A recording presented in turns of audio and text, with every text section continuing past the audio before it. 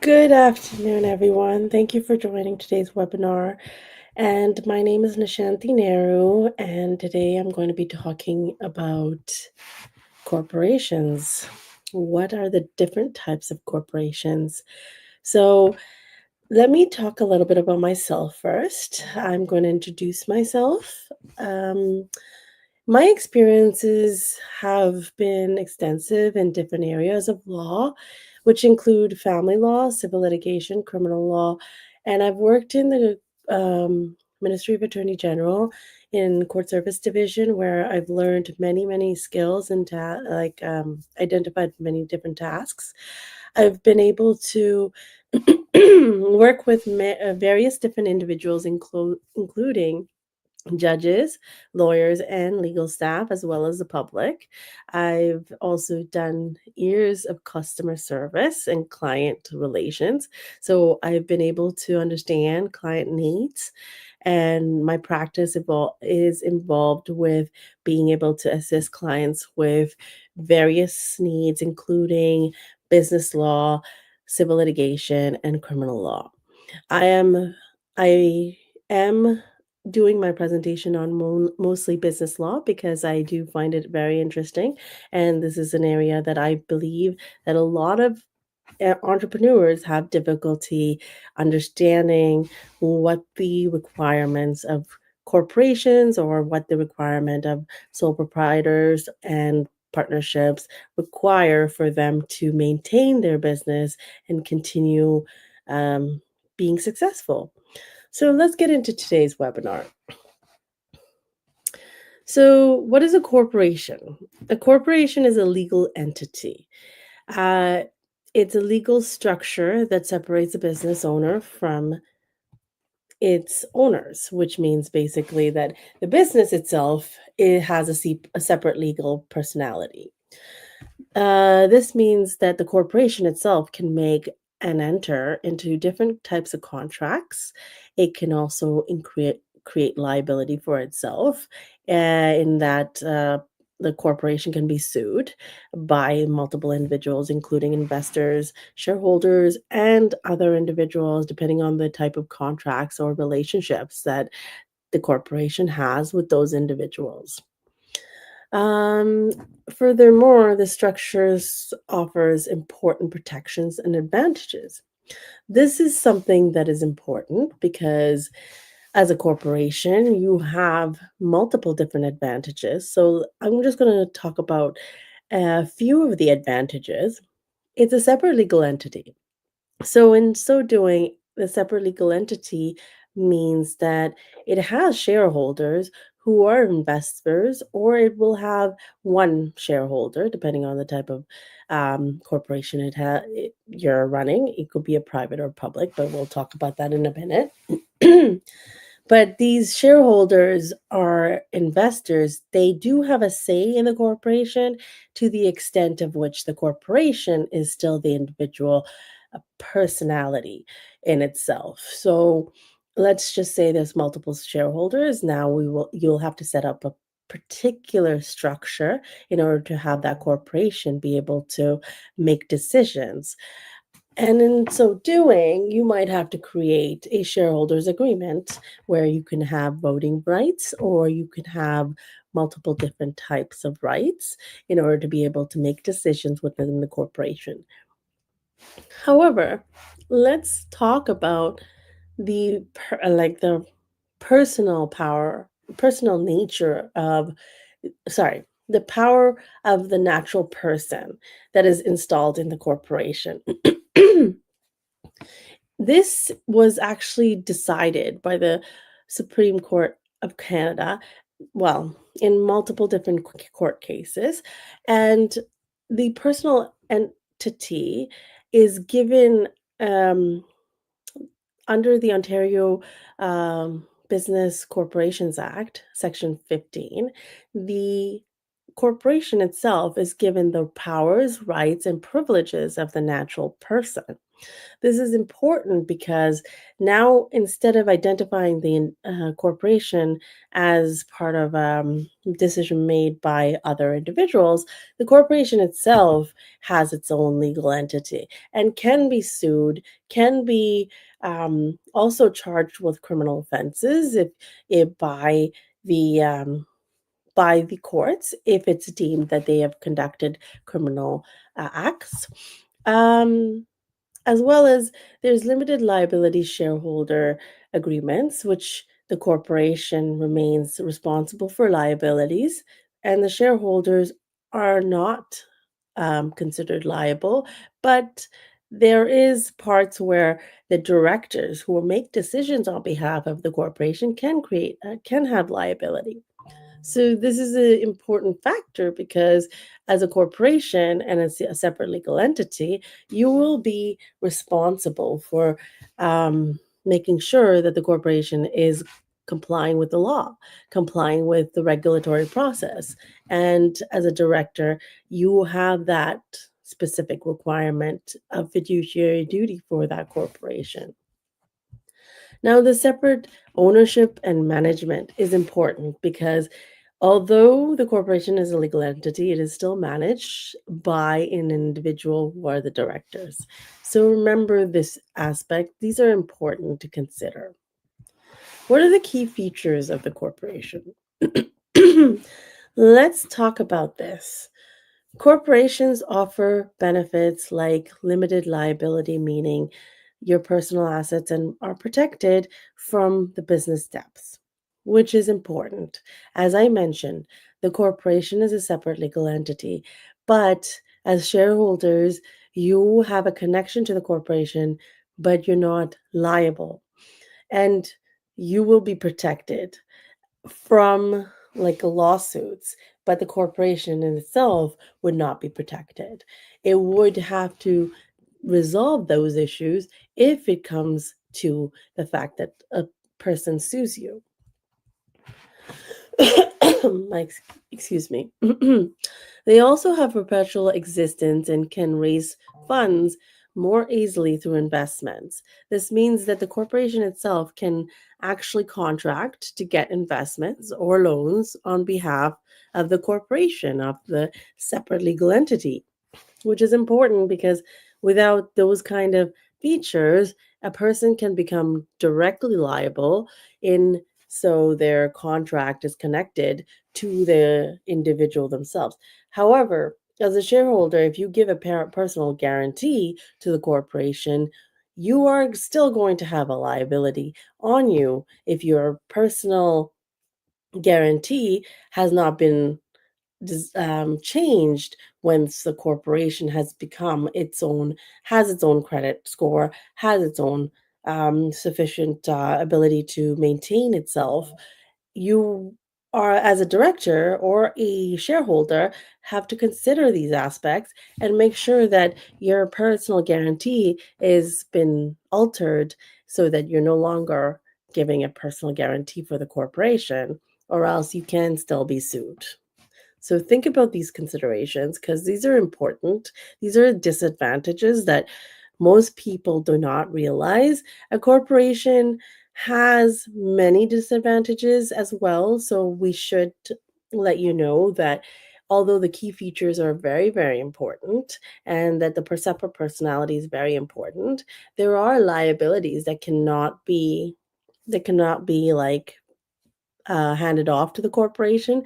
As an individual director, you do have a fiduciary duty for the corporation's decisions. In, let's say, you contract with an individual for fundraising or investments. You might be giving personal guarantees. If you're a shareholder as well, you might be giving personal guarantees. So consider these aspects before you sign any agreements, and make sure that if the corporation is self-sufficient and is getting a better credit score, then you do get yourself off that personal guarantee and that the corporation itself has its own guarantee rather than you giving that guarantee. So the next part is federal versus provincial. what are the aspects of federal versus provincial? You can incorporate federally or provincially. Those are like requirements that can be met by anybody as long as you're over the age of 18 and this applies both to directors and the corporation. You can get a corporation from a younger age as long as you have an authorized individual, a parent, or a an individual who's a guardian who can actually assist you in incorporating. However, in its in its own, you federal corporations have the right to operate anywhere in Canada under a single name, while a provincial corporation may be more cost effective and straightforward if you're operating in just one province. Just consider these factors because in order to incorporate, you as an individual should be over the age of 18. You should be a sound mind. You should have no financial liabilities at this time, like bankruptcy, and you should be able to be financially stable. Furthermore, if you're incorporating, remember that there are costs to incorporating, including annual filings and as well as any required um, issues such as making sure that you're paying the annual if there are fees to be paid, you have to pay the fees for the corporation to be continuing. And you also make sure like that your articles of incorporation are up to date, any amendments to the shareholders agreement or shareholders contracts or any amendments to, like, say, the type of corporation you're running, you should be filing those amendments as well as any changes to the directors' addresses or the directors themselves should be filed on a regular basis. So these are important factors, and federal and provincial organization, the federal government as well as the provincial government has requirements for each of these filings on a regular basis. Usually they are annual filings that you need to keep up to date. A for-profit corporation aims to generate revenue and profit for its shareholders.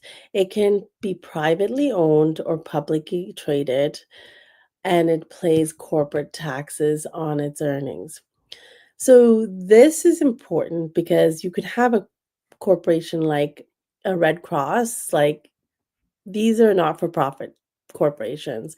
Red Cross, the Lions Club, these are all internationally as well organized. But you don't have to incorporate for a not-for-profit corporation unless you're dealing with financial tax filings because you want to be able to get the best results for your clients or the fundraisers that are putting investments into your into the not-for-profit, as well as consider the fact that if you're doing a not-for-profit, you want to make sure that you're able to get funding from from the government. And in order to do that, you might want to be incorporated. Furthermore, think about the tax consequences, as well as if you're operating a specific organization in a specific location and you need municipal applications to be done or conducted. These are things that a corporation can do, but you, as a not-for-profit without a corporate status, you won't be able to do, and you might be restricted.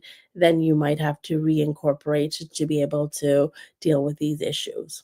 So think about these factors for profit or not-for-profit corporations. Sorry. So I think I went ahead of myself. So not-for-profit corporations exist to serve a mission rather than earn profits. They reinvest funds obtained from fundraising and grants into operation and programs. With proper registration, they may qualify for tax exempt status. So my apologies. I went ahead and I talked about not for profit when it was actually for profit. For profit corporations they do get publicly traded and they do get investments, and you do have to make sure that your tax filings are appropriate, but you can get deductions for your tax filings if you're under a certain cap of financial revenue. Whereas not for profit, you do want to file taxes, and if you do want to have municipal applications, those are important so that you incorporate. You don't need to incorporate if you're a not for profit unless you are actually dealing with specific areas of law where you might want to be able to register your property, or let's say you're doing other fundraising and you want to be able to have a location, they might require licenses. Whereas for-profit corporations, you do need to make sure that you're incorporated in order to be able to deal with any kind of tax filings, as well as any kind of trade or investments into stock or any other issues that you want to consider. My apologies for the confusion. Now, private versus public corporations. What's the difference between a private corporation and a public corporation? Private corporations, they hold shares within a few individuals and they don't get traded. But private corporations can have multiple shares too. It can depend on the corporation itself and the type of corporation you're trying to incur. Let's say your corporation is only limited to doing furniture. You're creating and selling furniture. You're not actually exporting furniture, and you're not actually getting any kind of external country revenue in any way. You might want to create a private corporation in this aspect because these kind of certain type of businesses that have private corporations, such as myself, or let's just say an individual who's doing services like I guess an architecture firm, might not want to be publicly traded, and they might not want to incur shares traded on a stock exchange. Whereas, let's say we have Walmart and other corporations like let's just say Reebok and these kind of organizations that want to be publicly traded, or even the gas, or let's say the gas corporations, like Esso, they want to be publicly traded, so they're able to get their stock markets up, and they can get funding from the stock, like from the revenue that's coming out of the um, stock exchange, and their value increases or decreases depending on the stocks. But these are more complex corporations, which require more in-depth knowledge and understanding and of the securities laws, as well as how to create securities on the stock exchange.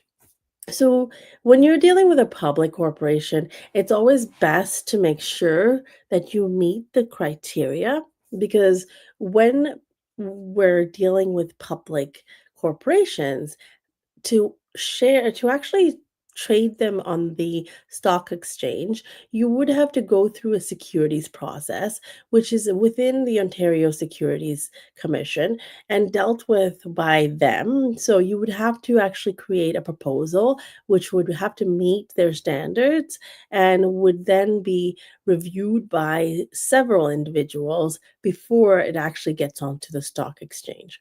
Whereas private corporations are much easier to establish and they are less complicated, whereas they provide you with an limited amount of shares that you can distribute, but your revenue still may allow you to get dividends in a much higher scale because you're not distributing it to multiple sources of shareholders. So consider your options in these corporations, because you want to know which type of regulatory process to be following and how to be able to file your materials, as well as the type of financial gain or financial concerns that might occur. So consider all of these aspects before you actually go onto the stock exchange and before you actually decide to increase your finance, because it's a lot more costly to go through the Securities Commission. It's going to cost millions to even prepare these um, um, securities analysis, and as well as getting underwriters to review these securities analysis to be able to be on the stock exchange. So consider your options carefully before you make these decisions. And they may require a lengthy amount of reviewing and reporting, and so these are not simple tasks and very costly. So depends on your financial status that you might be able to deal with these issues. So crown corporations, what are crown corporations? Crown corporations are owned federally and provincially by governments in Canada. They operate independently and provide services that are considered essential or strategic. This could be like legal aid services and other services that are specifically for government, for the public, such as housing corporations, and as well as financial corporations that assist with loans and other other avenues to assist individuals, public, with resources that will help you be able to, especially if you're in a situation where your financial means is very low. These are resources that will assist you. This is where the crown corporations come in, because the crown creates these corporations to separate the understanding of what these corporations are and what the specific roles of these corporations are within the public. In a sense, like the Toronto Housing Distribution assists in individuals who are impoverished, who are within a lower financial status, to be able to help them gain housing so that they're not having difficulties paying rent. These are considerations that the Crown has made in order to assist people, but not directly under the government at all times. So, as I indicated, choosing the right corporation is difficult, and sometimes you do need to speak to a lawyer to be able to understand the repercussions of actually creating a corporation that might not be suitable for you, including like if you decide to become a corporation, you will have to go through the securities process and the underwriting process and various different reviews, which needs to be met in a particular way. So, what is the financial cost of that? These are all things you need to consider before you decide to become a public corporation. When choosing your corporation type, ask yourself what your business goals are, what obligations you're ready to meet, and whether you plan to operate locally or across the provinces. If you're financially um, in a specific category, make sure your financial status is appropriate for what your a corporation is going to be, because you don't want to, when you're doing incorporation, it does cost funds. It costs funds to register the corporation, prepare an article of incorporation, making sure that the if you need a lawyer to be able to review this and to make sure that the corporation is appropriate, that's also going to cost you um, financial costs. So these are things that you need to consider. Consider your mission goals and your funding needs. Think about your legal and tax obligations, because corporations will be taxed at a higher rate depending on the type of corporation. Although there are tax considerations that can be made within that, make sure you speak to a tax accountant, because corporations do have specific requirements when they're filing. Um, think about legal and tax obligations and make sure you plan for growth and geographic scopes. So consider all of these factors before you actually incorporate, because the cost can be hefty in the long run. Sometimes you won't think about it until it actually occurs, because you might have to pay a tax accountant like sometimes 3,000, 4,000 to review and file your taxes if you're in a corporation where you're dealing with specific areas. So these are things that are going to add up over the long run. And you need to be able to consider, what do I need for my corporation? Do I need bylaws? Do I need other requirements that need to be met? So think about this before you decide the right corporation for you. So the incorporation process, as I've spoken about this a bit, this is something that many people need to consider. These are things that actually will be important for your corporation. Your name. Your name has to be searched on the nuance and get a nuance report before you actually even register your corporation. The nuance report does have a fee depending on which city or which area you're filing or how you're filing. It could be anywhere from $50 to $100, and depending on what type of corporate name search you're conducting. So consider those aspects. The articles of incorporation are important because they actually provide you with specific filing requirements, like not filing, specific purpose requirements. It depends on the corporation if you have a specific type of shares, and if your shares are limited shares, if they're voting shares, and who is if there's a shareholders agreement, what type of shares are going to be within that corporation. Those are actually provided for within the articles of incorporation.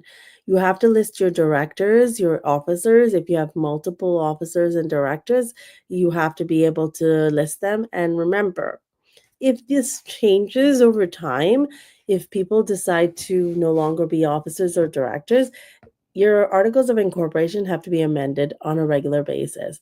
So plan for this aspect, because amendments take time, and efficiency is it's efficient now to deal with it, but it still becomes tedious if you forget, especially in the long run. You can have a lot of complications because the directors are no longer on the board any further, and they've changed directors, but these individuals are still listed as directors, which complicates things, because if any decisions are made against the corporation, let's say a lawsuit comes to play, the directors can still be liable for these issues. If the directors are no longer on the board, then and no amendment has been filed, they can still become liable. So consider these aspects before you actually incorporate. Remember, filing fees and registrations are not cheap, and they can extend to a higher amount, and you may be paying a lot of fees there. Also, there are initial resolutions that you may want to put in, and this can be done within the bylaws, but this is separate from the corporations. Remember that you also might want to have a shareholders agreement. This is important, especially if you have multiple shareholders or your shares are being purchased by investors who wish to become a part of the corporation or want to get some revenue out of different possible business opportunities, and they may purchase shares within your corporation. And if they do, then you might want to make sure you have a shareholders agreement that limits certain shareholders to specific types of voting or decision-making processes, which allow you, as a shareholder who's started the corporation, you may want to be able to have more of an input in your organization than another investor who has limited knowledge or understanding of the business itself. These are all considerations that should be made before you actually create a corporation and incorporate your business. So think about all of these aspects and make sure to speak to a lawyer, because if you have a shareholders agreement, there are specific aspects of the shareholders agreement that not a lot of people understand or are able to provide a proper information for, especially the type of shares. There are voting shares, and then there's non-voting shares. There's other type of shares that are investment shares that are called preference shares, and they may require a specific type of tailoring within the shareholders agreement, as well as the articles of incorporation. Make sure that it's actually listed properly as to what type of shares are included in there and how those shares are going to be dealt with, as well as the amount of shares that you're actually planning to register. Because once you register, it's going to be difficult to amend the registration for the shares. Finally, there are restrictions in the articles of incorporation that need to be met. Sometimes those restrictions, once you put them in, you will not be able to deviate your business from those restrictions. So make sure your restrictions do not actually restrict your business in the long run if you want to be able to expand your business.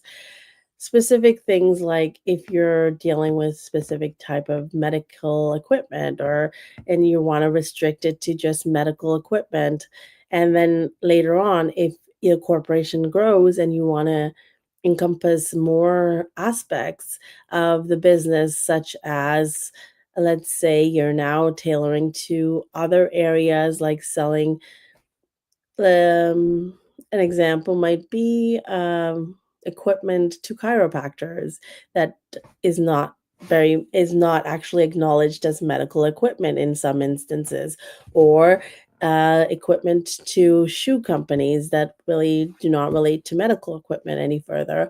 So these are things that you need to consider when you're dealing with your restrictions, or when you're dealing with your shareholder articles of incorporation and your business purposes. So think about these aspects before you start your articles of incorporation, and speak to a lawyer to discuss your options first. Now let's go to limits on indemnification. This is important for directors who become a director. In order to become a director, you need to be elected or you need to be appointed. Usually, when you're appointed at the first instance of the corporation's incorporation. That means when the articles of incorporation is created, the directors are incorporated. And the directors are actually, my apologies, I just lost track of it a little bit. The articles actually state the directors when you're first appointed. However, after usually there is a general meeting, which is important for your corporation. You will have to make general meetings required by public and private corporations every 12 months. And they require that you address multiple issues in your general meeting. This is a yearly meeting which has to be addressed. In the first time, when you're first creating the corporation, you do not require to make the general meeting right away within the 12 months. You can make it within 18 months, depending on the circumstances, where the director can be changed after the 18 months. But in general meetings, usually you deal with accounts, financial statements, annual reports, new proposals, shareholders addendum, elections, amendments to bylaws.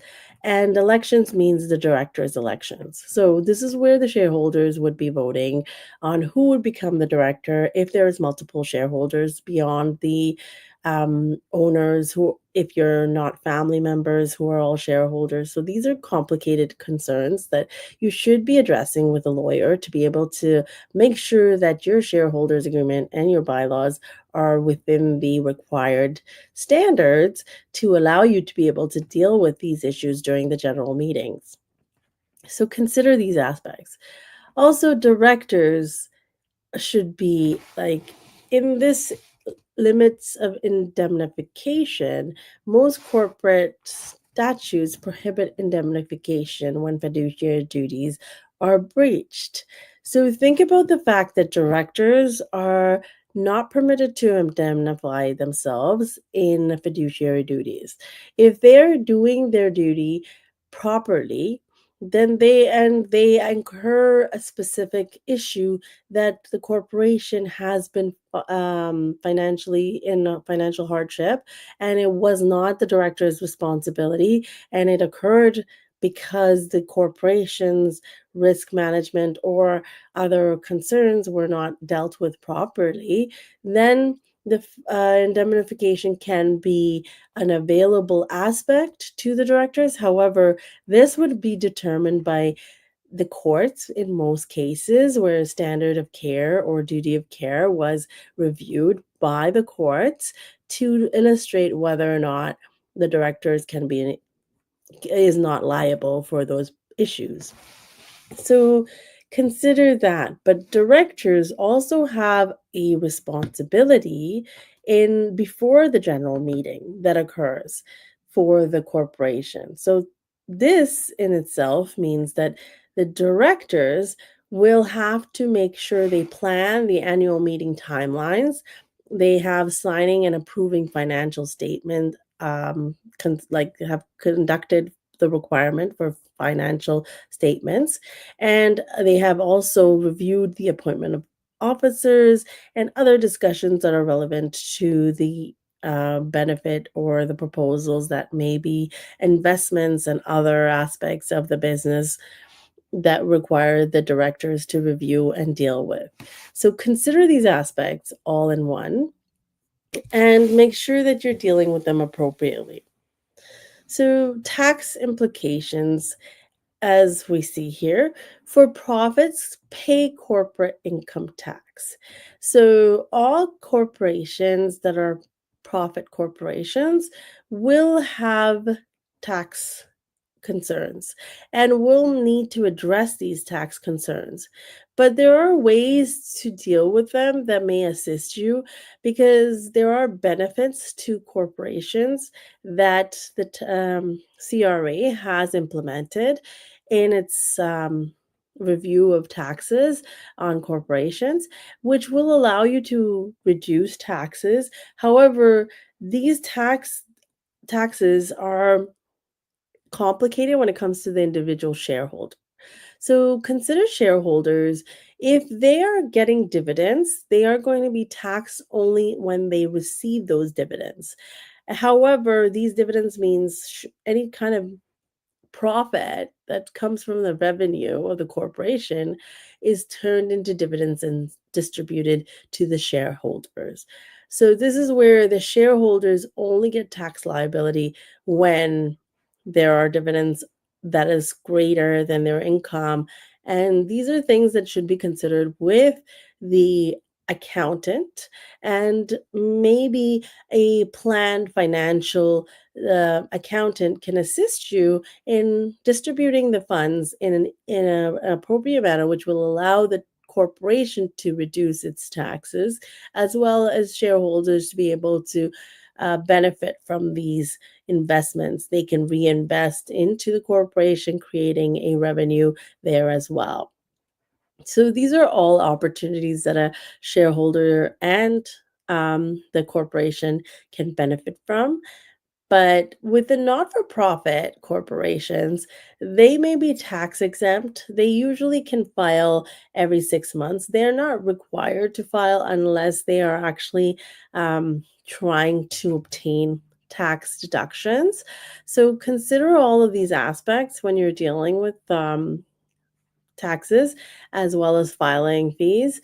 And if you're in a not-for-profit, this is something that you should be able to discuss with the board of directors or board of members and be able to determine whether it's appropriate for you to continue with the requirements. But also talk to an accountant. Depending on the type of not-for-profit corporation, you may require to deal with these tax consequences because of the type of investments or type of fundraising that's being made that may require that taxes must be filed. So also provincial versus federal taxes. So if you're a corporation with federal corporation, you have a different tax brackets and you will be dealing with taxes in various forms depending on the type of corporation you actually register. So consider these and speak to an accountant just to verify what your tax consequences can be in the future. Compliance requirements. So this is where what I was talking about, the annual meetings. So remember, in the annual meetings, general meetings, you're going to be dealing with annual filing requirements. So annual filings and returns, corporate record keeping. So this is important. The corporate record keeping should be done through the minute books.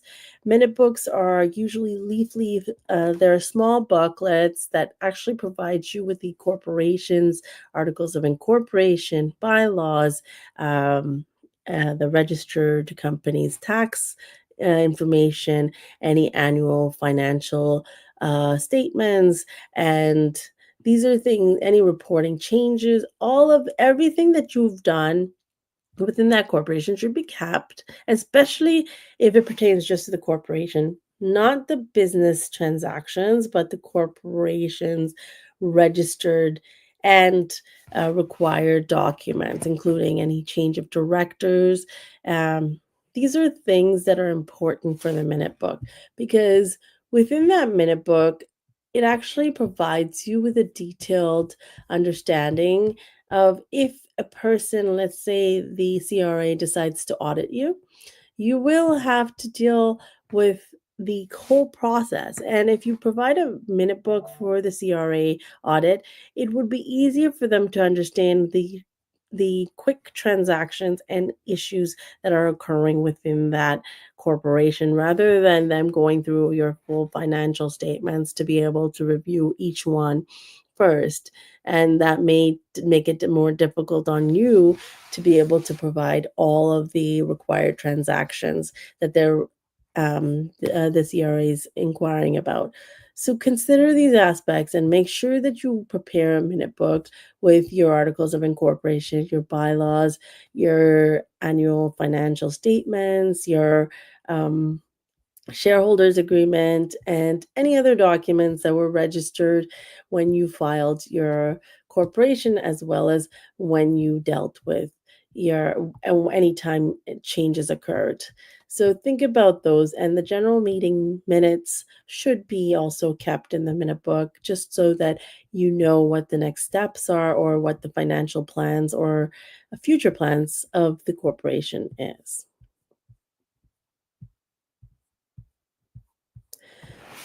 So, this is a summary and key takeaway. So, think about all the things I've just mentioned.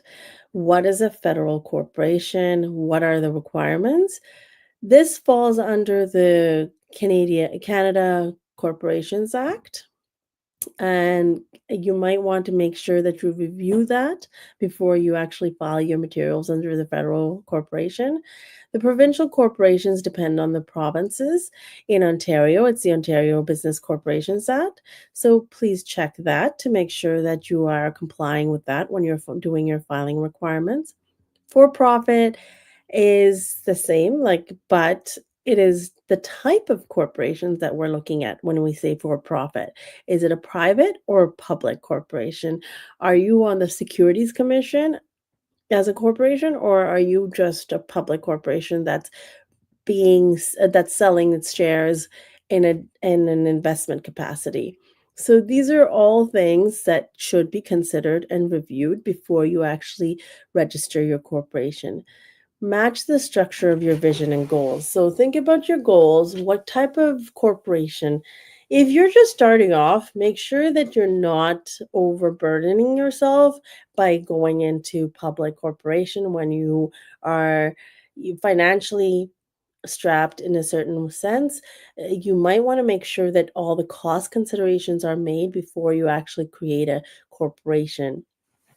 And then also consult a lawyer, because without consulting a lawyer, you will not be able to understand the implications in your corporation. So if you're doing a shareholders agreement, or if you're doing an articles of incorporation, or if you're doing contracts between investment opportunities and as well as other revenues that you're looking into, even including government funding and other aspects like SR&ED.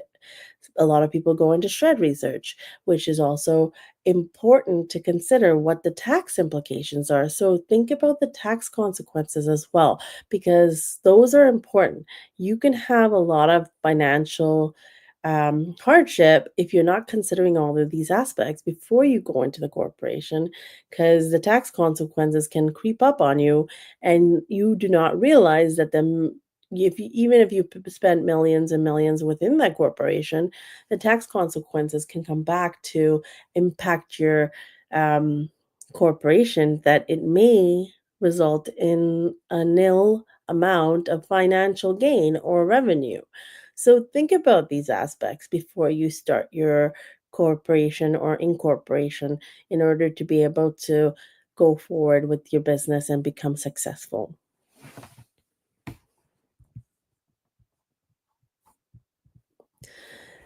Thank you for joining us today. We hope this session has helped clarify your understanding of the corporation types in Canada. If you have any questions, we encourage you to reach out, and we'll be sending out follow-up resources and are happy to connect with you and anyone who needs assistance and looking forward to incorporating. So please contact Nehru Law Professional Corporation and we can book an appointment in to discuss your future needs and your corporate needs in the best possible option. And I appreciate you attending our webinar today. Thank you.